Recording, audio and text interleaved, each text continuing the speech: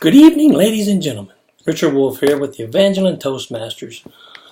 Wanted to take a minute and give you a quick run through the Competent Communicator Manual. You're a new Toastmaster, and you probably don't know a whole lot about what's going on. So I wanted to give you a few pointers by walking through the Competent Communicator Manual. I'm basically going to walk through the table of contents, so if you want to take a second and grab your book, you're more than happy to, and you can make some notes along the way. And I'm going to follow along the table of contents as well. We're going to give you some pointers as we get through this baby. Number one, the Toastmasters Experience.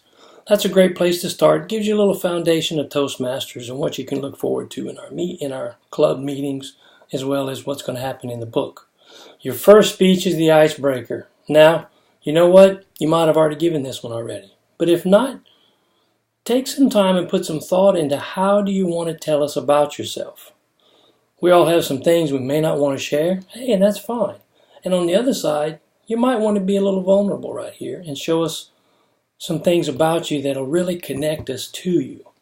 Again, when you connect with people, the communication flows very easily. You may want to take different points in your life.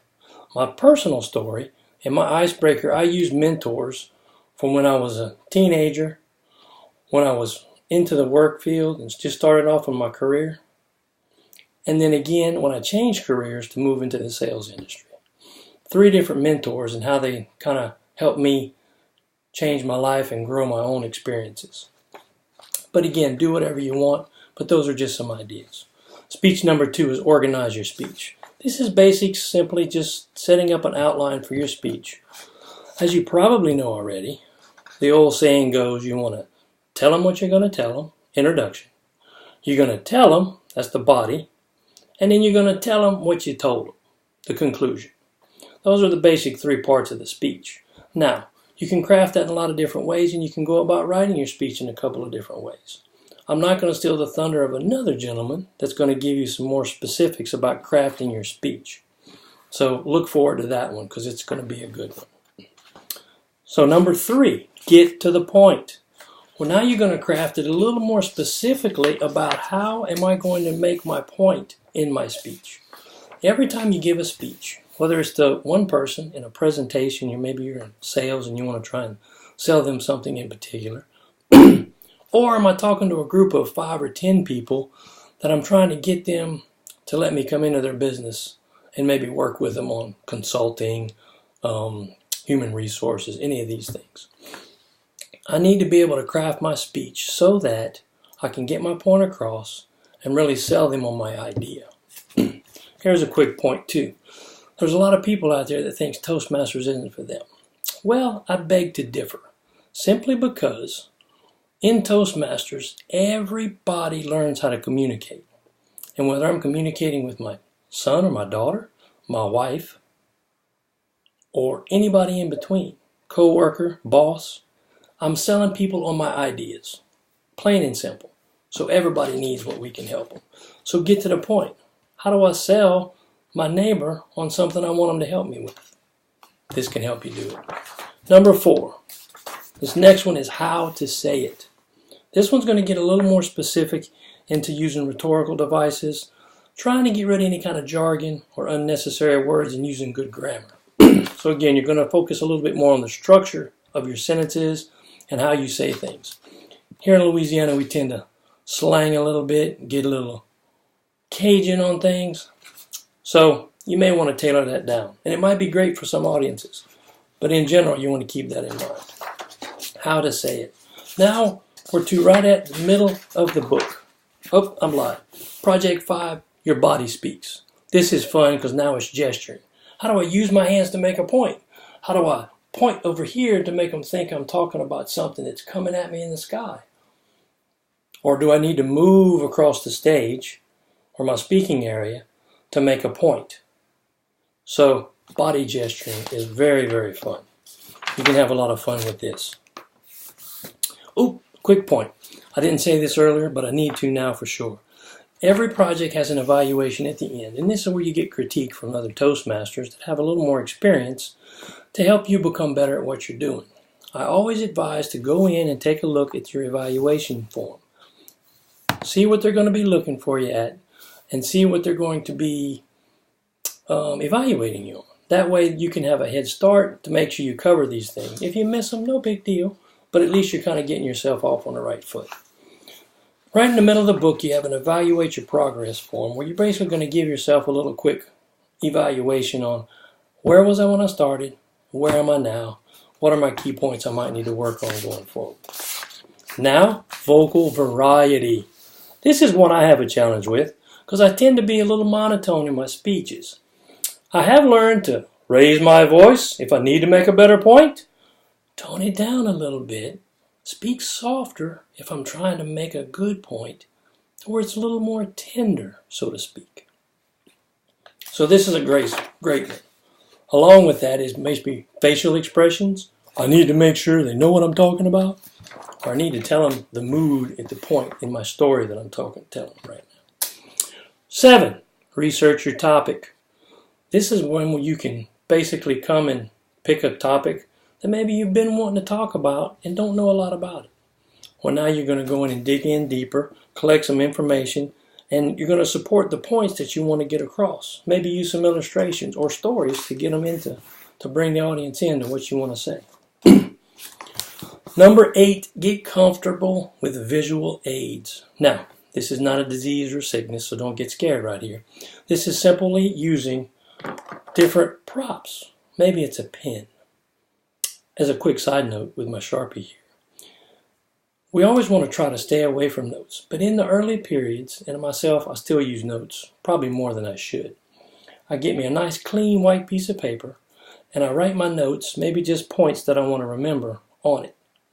It sits on the podium. I give my speech, and I just peek over and refer to it, but I can see it from a long distance because it's in a bright black marker on a white page. Little side point there. But visual aids, do you want to use PowerPoint and get better at that? Because maybe that's something you do in your position at work. How do I maybe use props? Maybe some kind of visual something to get people to come along with you. You know, you've been to those speeches where people are throwing things in the audience. You older folks will remember the Gallagher days. You had to wear Visqueen at the front of the room because you probably get splattered with watermelons. Project number 9, persuade with power. Now this is one where you're going to kind of adopt a viewpoint and try to get the listeners to come onto your side of the table here. Appeal to their interests, use some logic, but move them to your way of thinking. Again, in each project, a lot of great information on what needs to happen and how you can get to your bottom line result here. Again, look at your evaluation, see what the evaluator is looking for, and that'll help you tremendously. Speech number 10. We've reached the last one. Hooray! Inspire your audience.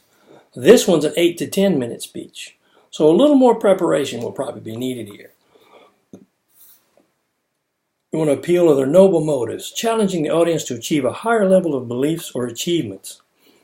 Use stories, anecdotes, and quotes to add drama to your speech. These are some good things. Last speech, you want to make it impactful. Sell us maybe on how you become a better speaker, and now you're ready to move off into the world and teach the world about something in particular. Give us the benefit of being that trial period to where you try that speech out before you bring it on to other audiences. Next, you evaluate your progress on all 10 speeches. Now go back and look at where you were, speech number 1, all the way to speech number 10. And you do have a little bonus in what's called the entertaining speech. This isn't necessary to complete your competent communicator manual. Number 1 through 10 is all you need to get that certification. But this is a little bonus, and it is actually kind of fun. But it's a simple 5 to 7 minute speech, talking off something you know about. Right here is where we kind of come to another point in the book, what I call the guts of Toastmasters. From page 61 all the way through the end of the book, which is page 88, a lot of great information. It's going to talk about the communication track and how you can move from competent communicator to the bronze, silver, and the gold level in advanced communicators. It also talks about the leadership track, which I'm going to talk about more specific in another video, but how you can move those things. But it also talks about places outside of your club where there will be other opportunities for you to speak or for you to get more information about Toastmasters. So stepping out of the club to go to trainings, to go to conferences, to go to any kind of district trainings, those are fantastic places to get some more information about Toastmasters. Next, it'll talk about the agenda, and we'll get into some of the roles and responsibilities within the club. So read through this information. It talks about how to be an evaluator and gives you some good points and tips there. We'll do another video on that as well in the future. So just hang with us. Talks about Topic Master, General Evaluator. So you have a lot of great information just in this one Competent Communicator book. So use this as your little Bible for your Toastmasters world. And last but not least, more great information, but the other page I like a lot in here.